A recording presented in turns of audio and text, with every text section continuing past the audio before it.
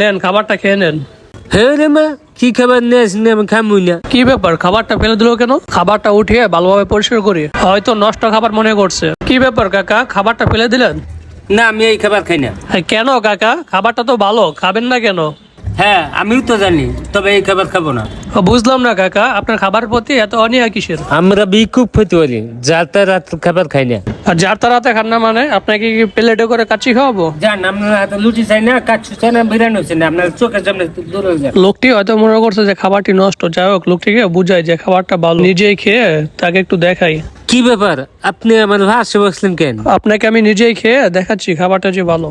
কি ব্যাপার, আমার দেহা দেহা খাইতেছে। যাই হোক লোকটি মনে হয় এবার বুঝতে পারছে যে খাবারটা আসলে ভালো। কি ব্যাপার, লুডিটা তো মনে হয় আসলে বেলা বেটা খাইতেছে, আমাদের হাত লো, আমি খাইলাম না, বেটা মনে মনে কি কো। এবার হয়তো লোকটি বুঝতে পারছে খাবারটি ভালো। না।